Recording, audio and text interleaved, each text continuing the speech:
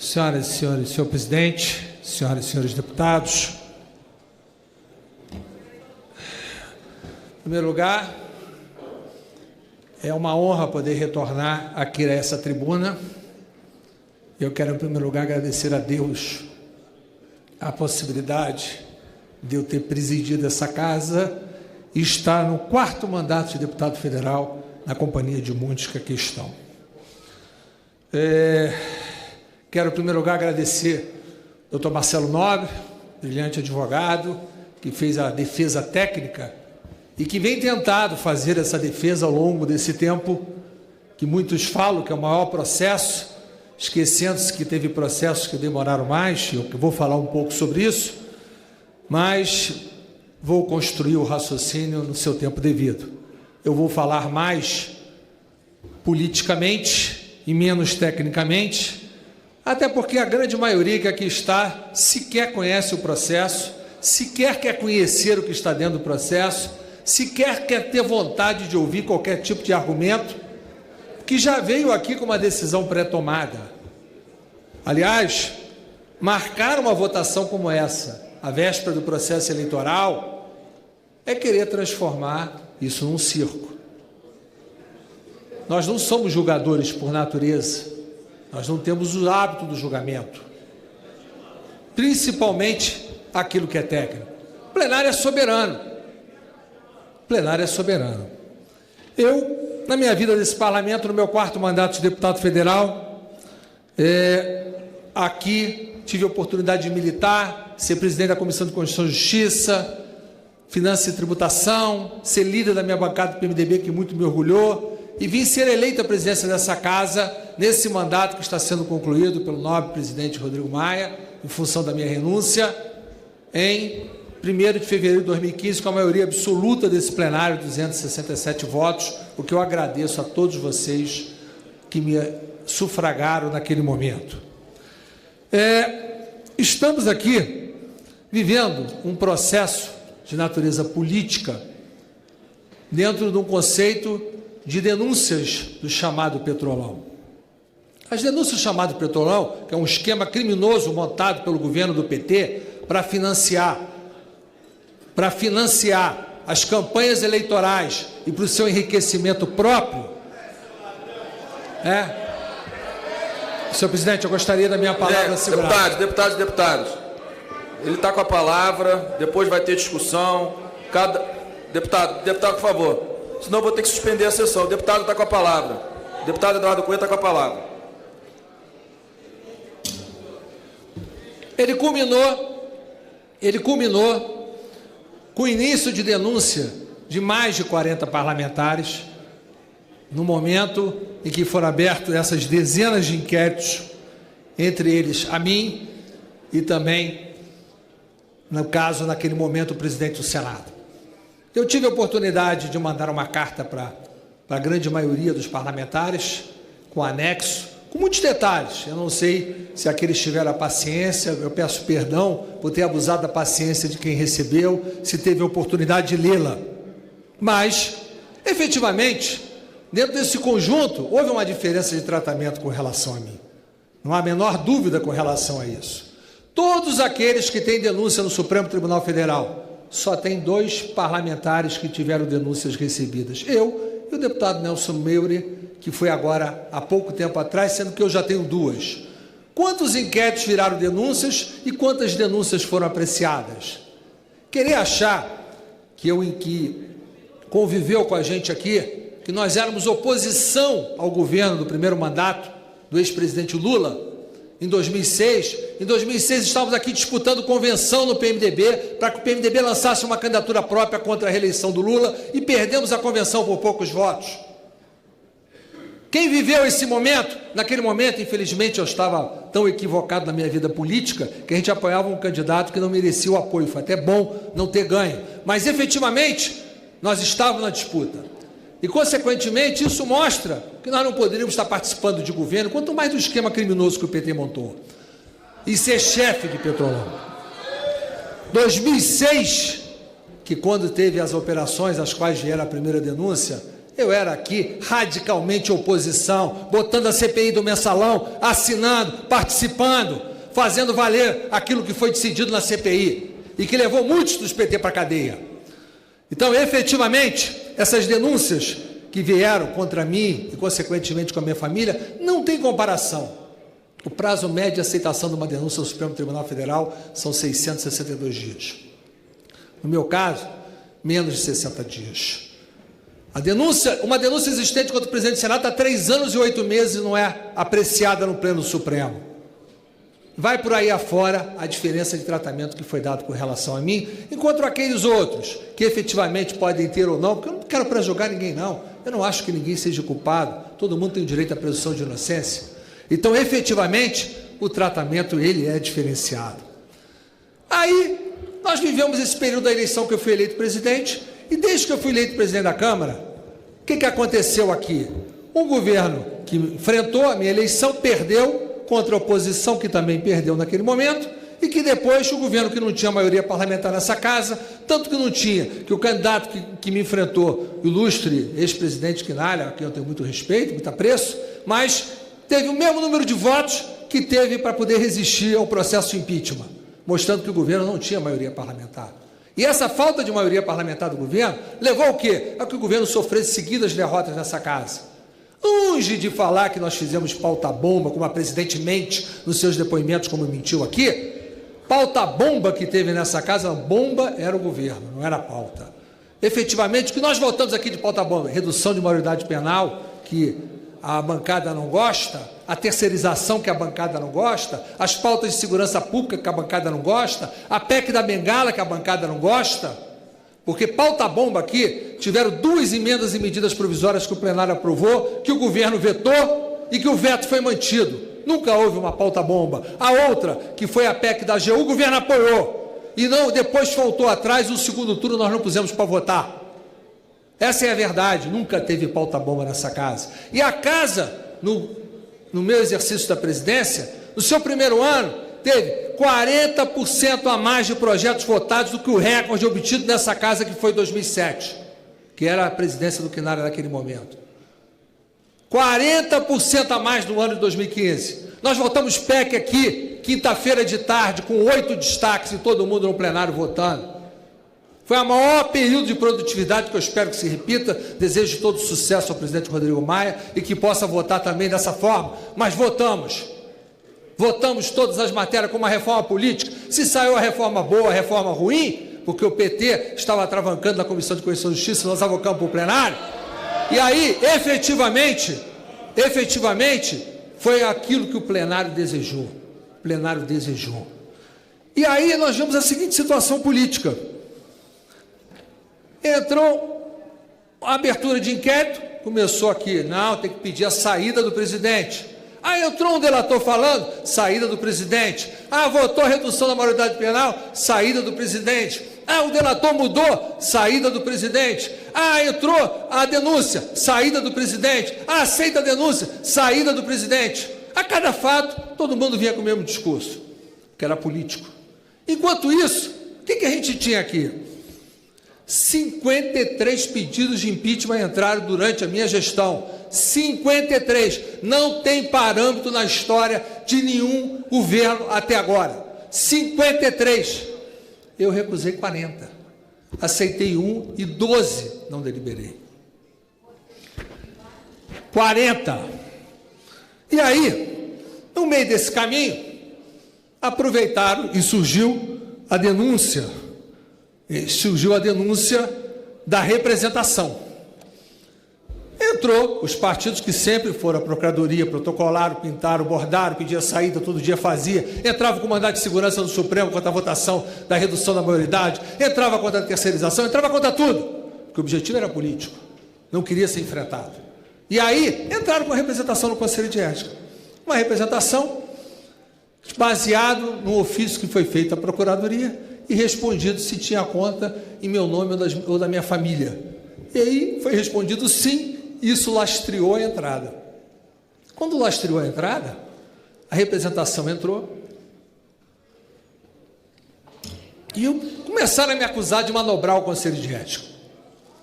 O presidente do Conselho de Ética, ele queria abrir a porta da geladeira para acender a luz para aparecer. O único processo na vida dele que ele poderia ter uma prensa, uma imagem. E o que ele fazia? Errava propositalmente. Primeiro, colocou para sortear um relator do meu bloco partidário, que não poderia ter colocado. E aí depois esse relator teve que ser substituído. Foi substituído, foi retirado. E aí quando retirou, atrasou. Aí designou um novo relator. Aí, aquelas coincidências. Dia 2 de dezembro, eu aceitei o pedido de impeachment. Aí entraram com pedido de busca e apreensão, entraram com pedido de afastamento, que eu vou, se tiver oportunidade de falar sobre ele. No dia da execução da busca e apreensão, ele fez a votação do parecer do novo relator. Aí pediram vista, ele não deu. Não podia dar vista, como se vista fosse uma obrigação, não fosse um direito de cada um de vocês. E o que é que deu? Obviamente anulou a votação, que era um direito de pedido de vista. E quando anulou, já tinha votado no recesso. Aí vem e faz um aditamento. Eu acho engraçado que a gente foi para a comissão do impeachment, e na comissão do impeachment, quando eu, como presidente, recebi uma nova peça em aditamento e mandei notificar a presidente da República, ou seja, com os 10 dias de prazo para que ela pudesse apresentar a sua resposta, antes do início da comissão especial, entraram com questão de ordem lá, e o Rogério Rosso, que era o presidente da comissão, acolheu, recorreram para mim, e eu mantive a decisão, retirei o aditamento que eu mesmo tinha aceitado, e isso foi objeto do Supremo Tribunal Federal, do mandato de segurança que entraram, e consideraram que a Câmara tinha que se ater à denúncia originária, que não poderia ter aditamento e teria que ser um novo pedido de impeachment. Mas para o impeachment serve, não para Eduardo Cunha não, adita tudo. Aí aditaram dizendo que tinha 5 novas contas, nunca apareceu, não apareceu nem a primeira, que dirá as 5 outras novas. Aí a denúncia que foi apresentada, porque, veja bem, gente, eu falei isso na Comissão de Constituição e Justiça, e foram falar que eu estava fazendo ameaça. Não fiz ameaça nenhuma. 160, em torno de 160, entre 150 e 170 parlamentares, tem ou inquérito, ou ação penal, ou denúncia, ou investigação, que todo inquérito, ação penal, denúncia, tem que ter uma peça acusatória. Todos. Agora, tínhamos o exemplo do Celso Russomano, tinha sido condenado a 2 anos e 2 meses na primeira instância por peculato. Veio, se elegeu deputado, veio para o Supremo, e por 3-2, ele ganhou para a absolvição dele. Imagine se apresenta a quebra de decoro pela peça de acusação contra ele, e caça o mandato dele e ele é absolvido. O que acontece é que a peça de acusação do Ministério Público, ela não pode servir como parâmetro de quebra de decoro. O regimento interno do Senado esclarece muito bem o que é vantagem devida. Não é vantagem devida, é aquilo que não pode ser cobrado pelas cláusulas do Código Penal, e sim aquilo que, porque o Conselho de Ética não tem capacidade de fazer instrução probatória, nem poder para isso. Não se cabe isso nesse momento. E o que aconteceu? Agora mesmo tem um exemplo. Não tem 2 semanas, a professora Dorinha foi condenada a 10 anos e 8 meses pelo relator, ficou em 2-2, pediram vista e vão voltar. Ou seja, a condenação, se der, a perda de um mandato é automática. Está prevista na Constituição Federal. Não dá para a gente trazer para quebra de decoro a discussão sobre as acusações formuladas pelo órgão acusador contra qualquer parlamentar. São 160 de média que têm acusações que espero e deverão ser a grande maioria inverídicas. Porém, não dá para trazer aqui para apreciação do processo do Conselho de Ética e sim do processo judicial do Supremo. E o que acontece? Depois, apresentaram esse aditamento. O Conselho votou de admissibilidade sem considerar a parte do aditamento e sem considerar discussão de vantagem devida. Foi aprovado por plenário desse jeito. Está aqui o deputado Paulo Aze, que levantou isso no plenário do Conselho de Ética na época. E o que aconteceu? O relator resolveu fazer instrução probatória como se existisse aquilo tudo e que nada daquilo fosse aprovado pelo Conselho. E o que deu? O que deu? Que ele fez um relatório, instrução probatória, foi ouvir testemunha do processo penal, testemunha que está sendo ouvido pelo Supremo agora, da ação penal que está lá, que não tem nada a ver com o problema de conta. Quando surgiu o negócio das contas, que o nosso querido Marcelo Nobre já falou, é importante dizer o seguinte: a carta que eu mandei, fiz um site, anexei pareceres, eu sei que é difícil, as pessoas não vão ver, não leem, mas nós juntamos aqui Francisco Rezec, juiz da Corte de Haia, porque o trust foi definido pela Convenção de Haia de 1985.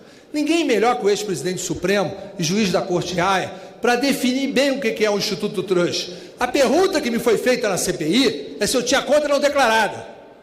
Eu quero saber cadê a conta, qual o número da conta. Conta é aquilo que você que tem uma conta no Banco do Brasil, você chega lá e você tem um talão de cheque, você saca dinheiro, você tem acesso à conta. Que acesso? Que conta é essa que você não consegue movimentá-la, que você não consegue acessá-la, que você não tem o seu dinheiro?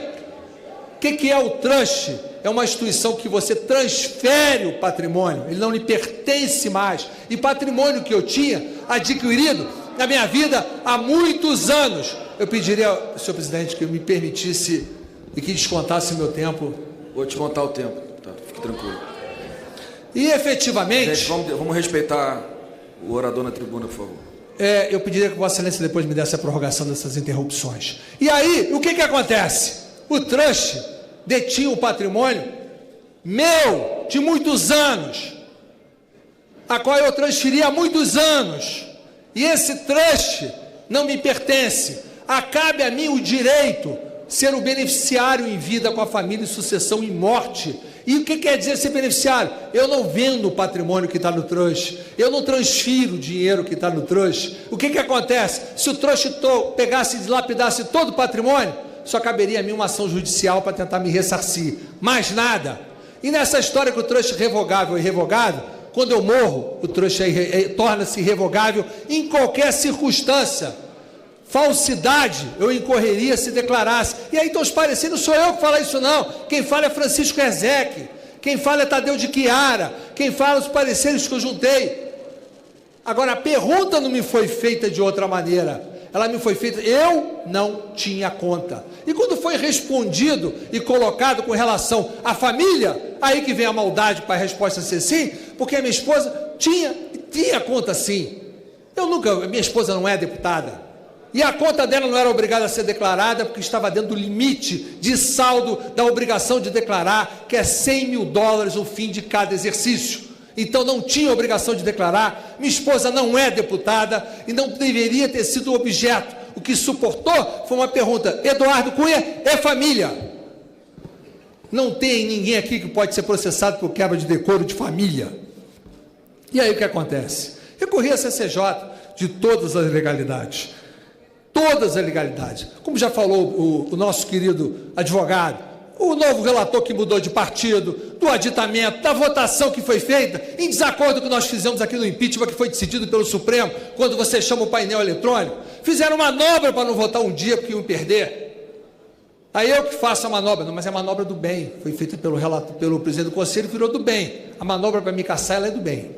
Então, o que acontece? Nesse meio tempo, o processo de impeachment saiu, né? Saiu. Nós tivemos o prazer, e isso ninguém vai conseguir. Por mais que o PT brigue, grite, xie, chore, esse criminoso governo que vocês fazem parte foi embora.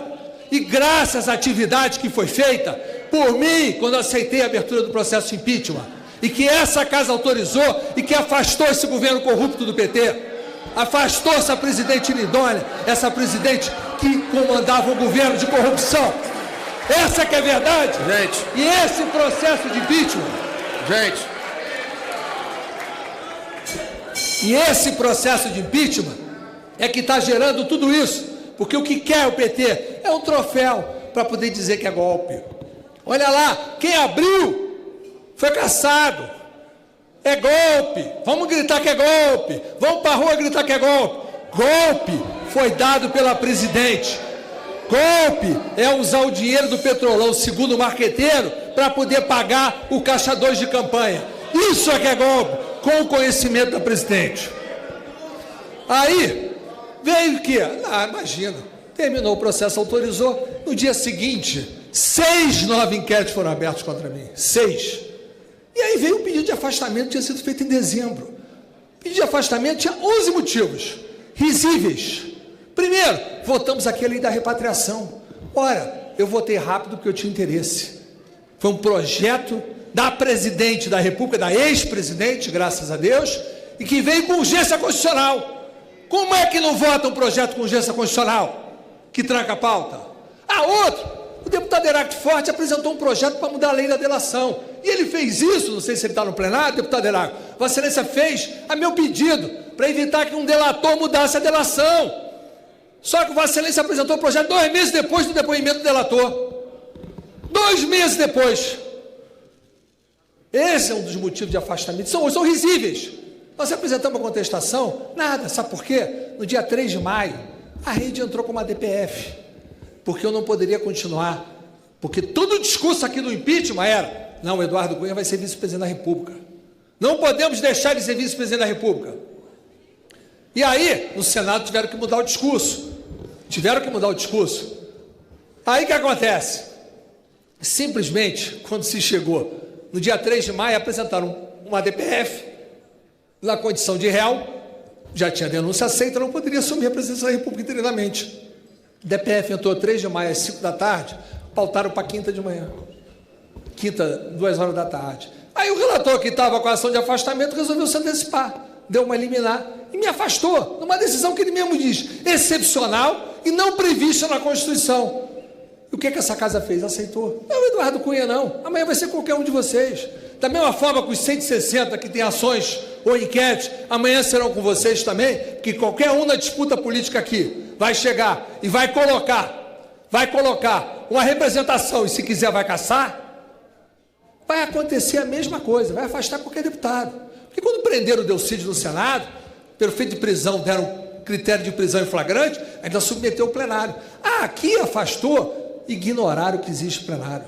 Ignoraram que uma medida cautelar, a única prevista na Constituição, que é a prisão em flagrante, tem que ser submetida ao plenário. Deveria ter submetido ao plenário. Mas não, todo mundo se calou, porque tem que contra o Eduardo Cunha, vamos embora. Amanhã é contra vocês. E aí, a gente tem várias situações. Nós vivemos aqui um processo puramente de natureza política. Não tenho dúvida disso. Nós estamos debaixo das eleições, estamos debaixo da vingança, do troféu que querem obter. Alguns sequer vão prestar atenção no que a gente está falando, vai esperar a hora de votar para ir embora, para chegar lá poder dizer no seu estado, votei para caçar Eduardo Cunha. E aí, não, o Dilma foi diferente, um crime de responsabilidade. Presidente, e o que aconteceu?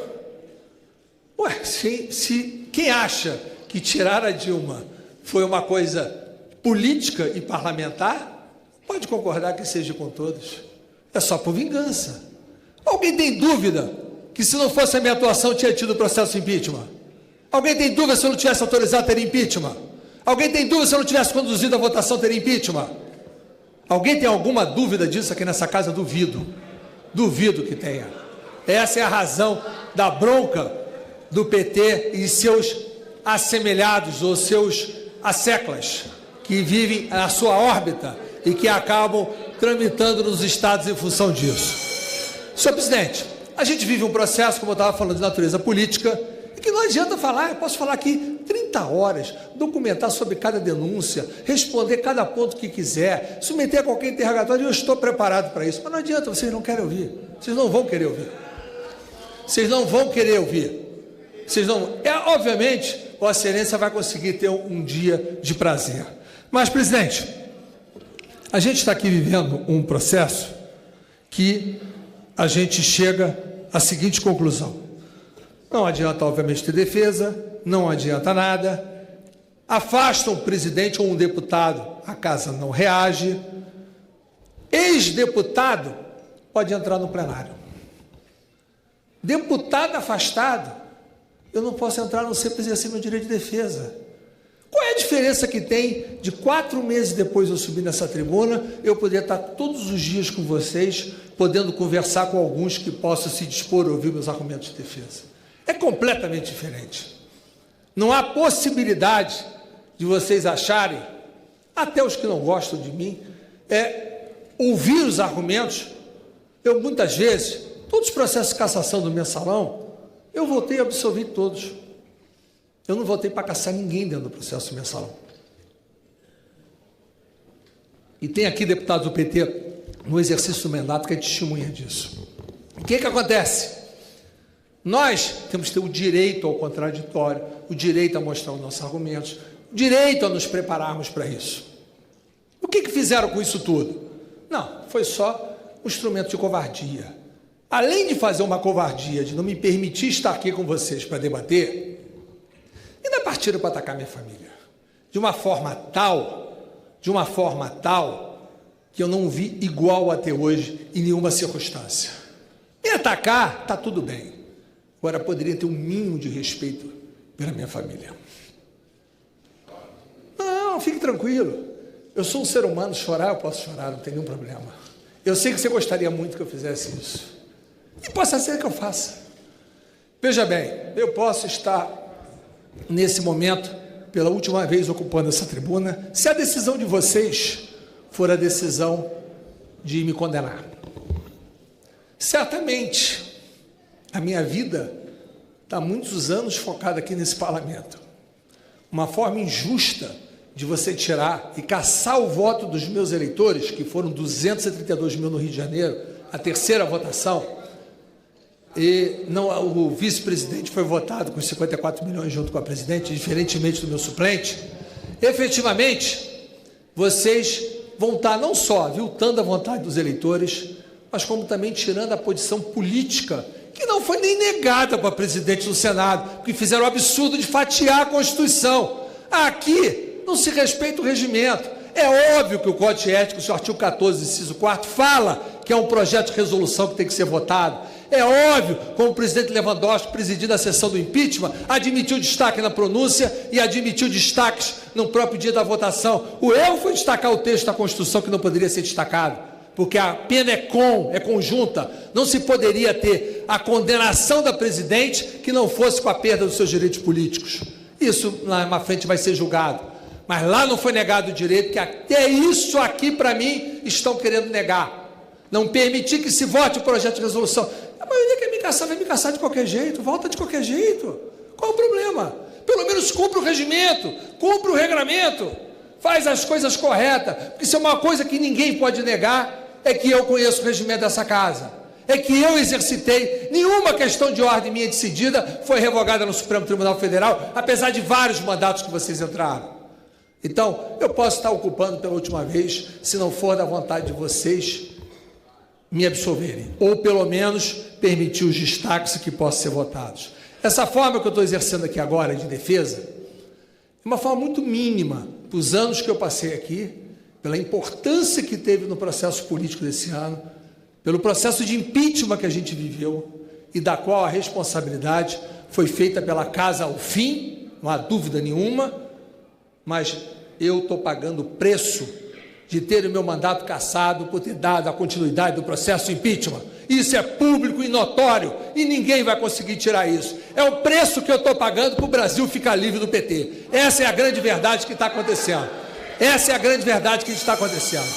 Estão me cobrando o preço, e eu estou fazendo questão de falar daqui mesmo, estão me cobrando o preço de ter conduzido um processo de impeachment que não teria outro em condição de fazer naquele momento. Na verdade, é bom que se fala, quando se fala das chantagens, chantagem foi feita em cima de mim, ofertas foram feitas em cima de mim, e eu as recusei, a tal ponto que o secretário da mesa, na época, está aí para testemunhar, já estava no cofre assinada a autorização há 30 dias, aguardando a ordem cronológica, porque já estava decidido há 30 dias a minha decisão com relação ao processo de impeachment.